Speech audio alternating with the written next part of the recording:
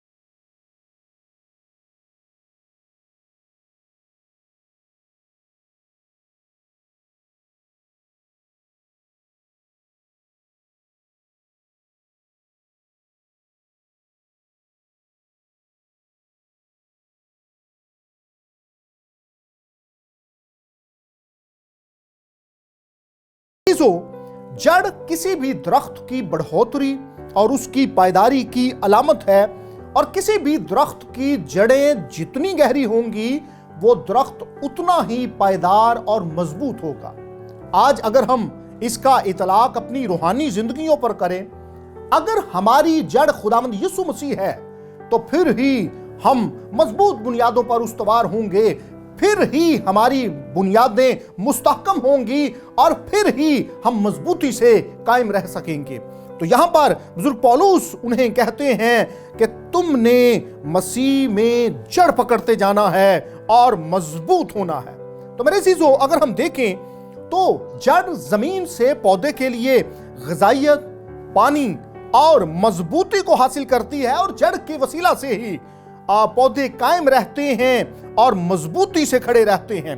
और रूहानी तौर पर भी अगर हमारी जिंदगी की बुनियाद, अगर हमारी जिंदगी का महवर निगाह, अगर हमारी जिंदगी का मरकज खुदावंद यीशु मसीह है, तो फिर ही हम मजबूती से कायम रह सकेंगे। वो दरख्त जिनकी जड़ें मजबूत नहीं होती, अक्सर जब तूफान आते हैं और आंधियां चलती हैं तो वो दरख्त कायम नहीं रह सकते। तो बिल्कुल इसी तरह से वो मसीही जिंदगियां, वो मसीही किरदार, वो मसीही कलीसियाएं जिनकी जड़ खुदावंद यीशु मसीह में नहीं होती, तूफानों के आगे वो कायम नहीं रह सकती। तो आज मेरे अजीजों, इस इक्तिबास से हमने अपने लिए इस बात को चुनना है कि क्या हमारी जड़ें खुदावंद यीशु मसीह में हैं? क्या हमारी जड़ें खुदावंद यीशु मसीह में मजबूत हैं? क्या हमारी जिंदगियों का महवर, हमारी जिंदगियों का मरकज खुदावंद यीशु मसीह है? क्या हम यीशु मसीह से हिदायत को हासिल करते हैं? क्या हमने अपने आप को उसके कलाम में पवित्र किया हुआ है? अगर नहीं किया हुआ तो आज का ये कलाम हमारे दिल पर खुदा की दस्तक है। आज का पैगाम हमारे दिल पर खुदावंद यीशु मसीह की दस्तक है। तो मेरे अजीजों, अगर हम दुनिया में दरख्तों का मुताला करें तो कई एक दरख्त हैं जिनकी जड़ें 60 फीट तक भी हैं। शेपर्ड ट्री है, पॉलूस वर्दे और कई एक दूसरे दरख्त भी। हमारी सकाफत में हम पीपल के दरख्त को देख सकते हैं, बरगद के दरख्त को देख सकते हैं। उनकी जड़ें कई मीटर तक नीचे जमीन पर होती हैं। और अगर आप इन दरख्तों की उम्रों का जायजा लें तो ये 100 साल, कई एक दरख्त 100 साल से भी ऊपर चले जाते हैं। अगर हम भी अपनी जिंदगियों में पायदारी लाना चाहते हैं, अगर हम भी अपनी जिंदगियों में बका लाना चाहते हैं, अगर हम भी अपनी जिंदगियों को गैर फानी बनाना चाहते हैं, तो उसका एक ही तरीका है और वो खुदावंद यीशु मसीह है। हमने अपनी जड़ें उसमें मजबूत करनी है और उसमें तामीर होते जाना है, उसमें बढ़ते जाना है, उसमें तरक्की करते जाना है, क्योंकि तरक्की एक इर्तिकाई और मुसलसल बढ़ोतरी की निशानी करती है। हमने सिर्फ खुदावंद यीशु मसीह को कबूल कर लेना ही काफी नहीं है। खुदावंद यीशु मसीह को कबूल करने के बाद एक अगला सफर शुरू होता है, जिसमें हमने अपने आप को तामीर करना है, जिसमें हमने अपनी तरक्की करनी है। खुदावंद यीशु मसीह में जड़ पकड़ने के बाद अगर हमने रूहानी तौर पर आगे बढ़ना है, अगर हमने अपनी जात की तामीर करनी है, तो मेरे अजीजों, ये मुसलसल अमल है, ये हर रोज का अमल है। हर रोज हमने अपने आप को तरक्की की ओर बढ़ाते जाना है, हर रोज हमने अपनी तामीर करनी है। तो तरक्की के तरीकों में बाइबल मुकद्दस का मुताला करना है हमने हर रोज। अगर कोई भी मसीही भाई या बहन उसने खुदावंद यीशु मसीह को कबूल किया है और वो बाइबल मुकद्दस का मुताला नहीं करता, तो उसकी जड़ें खुदावंद यीशु मसीह में मजबूत नहीं होंगी। बाइबल मुकद्दस का मुताला करना है। अगर आप चाहते हैं कि तरक्की करें और मसीह में अपनी जड़ों को और ज्यादा मुस्तहकम करें, बाइबल मुकद्दस का मुताला करना है, दुआ में अपने वक्त को गुजारना है, इबादत में जाना है, दूसरों की खिदमत करनी है। अगर आपको किसी का दुख देखकर दुख नहीं होता तो आप मसीही नहीं हैं। आप मसीही रवैया नहीं रखते और आपके अंदर मसीह का दिल नहीं है। हमने मेरे अजीजों तरक्की के लिए बाइबल मुकद्दस का मुताला करना है, दुआ करनी है, इबादत में जाना है, दूसरों की खिदमत करनी है और रिफाकत में रहना है। अगर हम चाहते हैं कि हम रूहानी तरक्की करें और तामीर होते जाएं, क्योंकि जो लोग रिफाकत में नहीं रहते वो शैतान का आसान तरीन हदफ है। मेरे अजीजों, हमने इन बातों पर अमल करते हुए अपनी तरक्की करनी है, अपनी तामीर करनी है और खुदावंद यीशु मसीह में अपने आप को बढ़ाते जाना है। और अगर हम इस आयत के अगले हिस्से को देखें, और जिस तरह तुमने तालीम पाई उसी तरह ईमान में मजबूत रहो। मेरे अजीजों, अगर हम अपने इर्द गिर्द का मुताला करें, अगर हम अपने इर्द गिर्द देखें, तो कई तरह की बिद्दात ने जन्म ले लिया है। बाइबल मुकद्दस की सच्ची तालीमात में कई तरह की झूठी तालीमात की आमेज़श हो चुकी है और कई एक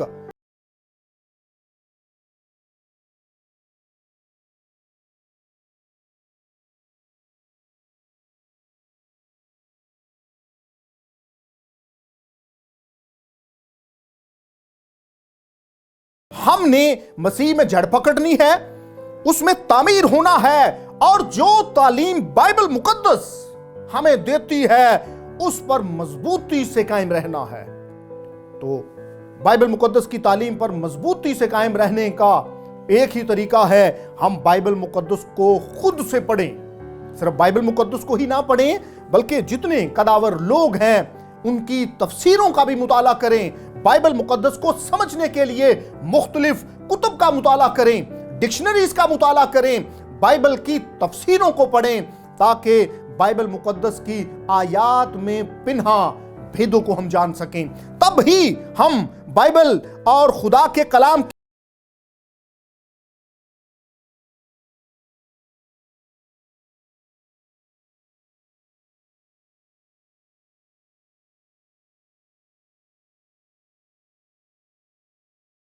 जातों की तामीर नहीं करेंगे तो हम किसी भी तौर पर खुदावंद यीशु मसीह, उसकी तालीम और उस ईमान में मजबूत नहीं रहेंगे।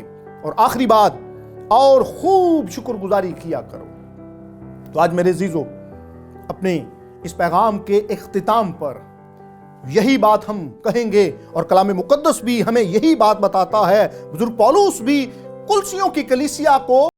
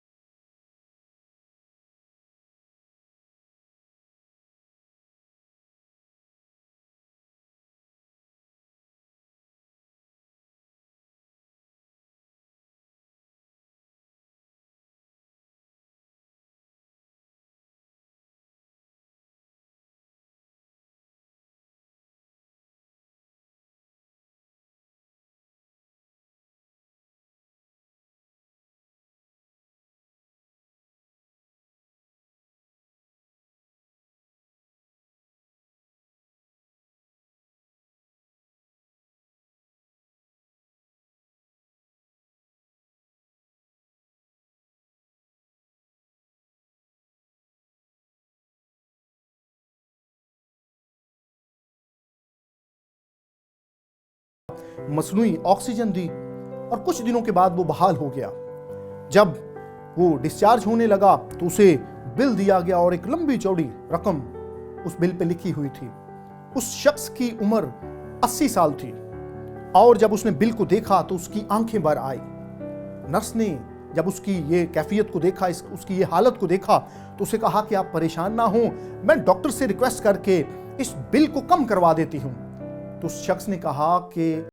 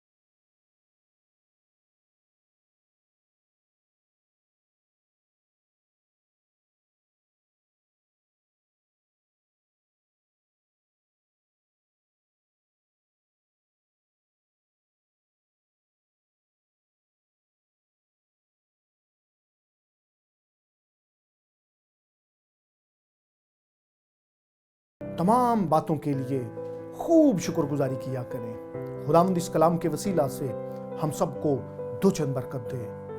आमीन।